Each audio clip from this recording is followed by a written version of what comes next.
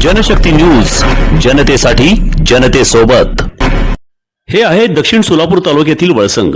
इतिहासाची समृद्ध परंपरा आणि उज्ज्वल भविष्याची नवी दिशा, प्रगतशील आणि वेगाने विकसित होणारे गाव वळसंग।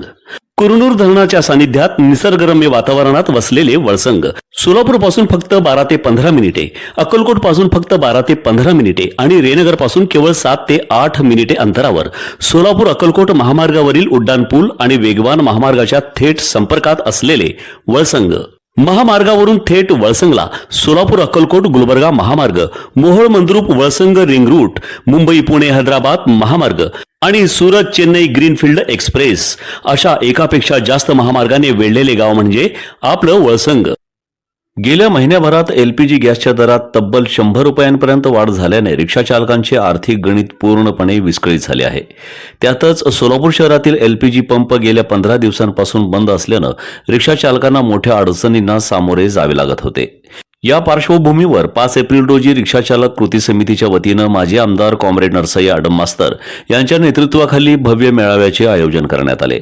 या मेळाव्याला वाहतूक संघटना संयुक्त महासंघाचे प्रदेशाध्यक्ष रियाज सय्यद यांनी भक्कम साथ देत रिक्षा चालकांच्या प्रश्नांना वाचा फोडली। या संपूर्ण आंदोलनात रियाज सय्यद यांनी महत्त्वाची भूमिका बजावली असून त्यांच्या प्रयत्नामुळे रिक्षा चालकांमध्ये नवसंजीवनी निर्माण झाल्याचे दिसून आले।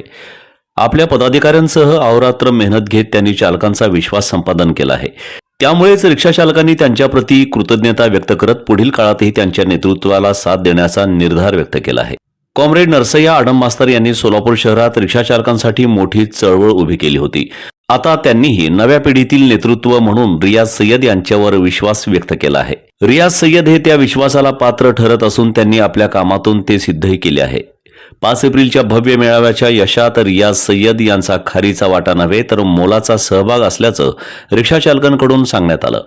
येणाऱ्या काळात त्यांच्या नेतृत्वाखाली रिक्षा चालकांचे प्रश्न अधिक ताकदीने मांडले जातील अशी अपेक्षाही व्यक्त करण्यात आली।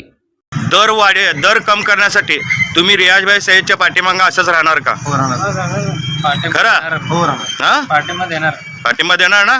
म्हणजे कधी पण रियाज भाऊ आवाज दिले की तुम्ही यायची तयारी आहे? जे रेट होतं ते रेट आम्हाला चालत होतं, 52 रुपये रेट होतं, त्या रेटाच्या हिशोबाने दिलं तर परवडत आहे। त्याच्या पुढं जर का रेट कम झाले नाही, जर रियाज सय्यदने जर का हाक दिली तर तुम्ही त्यांच्या पाठीशी राहणार का? हो, राहणार की। ठीक आहे, धन्यवाद।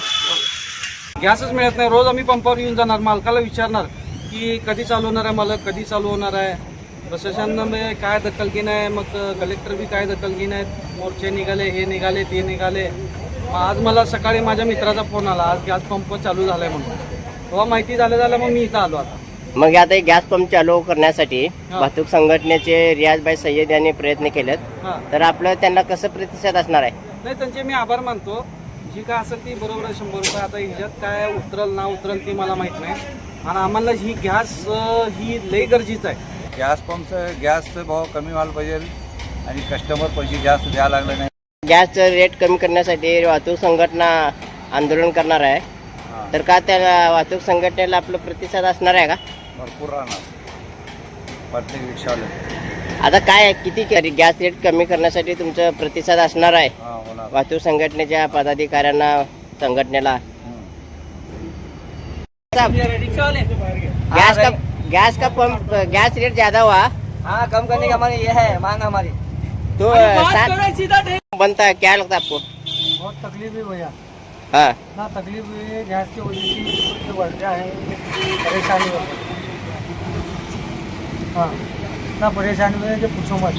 तो पिछले 4-5 दिन से वाहतूक संगठन के रियाज भाई सैयद, इन्होंने भी आंदोलन किए थे गैस पंप चालू होने के लिए, तो उसके बारे में क्या बात करते हैं? बहुत अच्छा कार्य करे उन्होंने, क्या कोशिश कर रहे उन्होंने, तो प्रशासन को उनकी आवाज़ पहुंचाने के लिए वो ये काम कर रहे। तो अभी गैस के बारे में, गैस का रेट के बारे में भी कुछ बातचीत चल रही है। ये रेट हमको नहीं पड़ता, हाँ, फिर मजबूरी से डाल कर अपने को चलाना पड़ रहा। फिर अभी वो रेट कम करने के लिए क्या आप वाहतूक संगठन के रियाज भाई सैयद को क्या साथ देंगे? साथ देते ना, हम रियाज भाई को साथ देते, रियाज भाई हम साथी है। ठीक है सर। फिर भी उन्होंने इतना करे बोल के आज जरा चालू हुआ।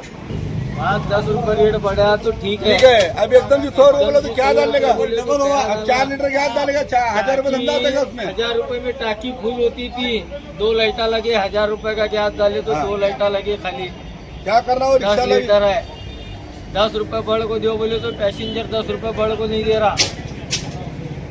वळसंग हे आता महाराष्ट्राच्या नकाशावर नव्या विकासाचे केंद्र बनले आहे. वळसंगमध्ये आहेत प्रसिद्ध मंदिरे, सोलार हब, टोलनाका, जवळच आहे कुरनूर धरणाचे ताजे पाणी आणि निसर्ग सौंदर्य आणि विविध ठिकाणी आकर्षक हॉटेल्स व ढाबे सुद्धा. प्रवासात थकलेल्या प्रवाशांसाठी स्वादिष्ट जेवण, आराम, ताजेतवाने आणि प्रदूषणमुक्त वातावरण. वळसंग हे केवळ गाव नाही, एक उत्कृष्ट थांबा आहे, एक संधी आहे, एक भविष्य आहे. वळसंग ऐतिहासिक वारसा, आधुनिक कनेक्टिव्हिटी आणि उद्याच्या विकासाची हमी. सोलापूर जिल्ह्याचा अभिमान आणि महाराष्ट्राचा गौरव. वळसंग.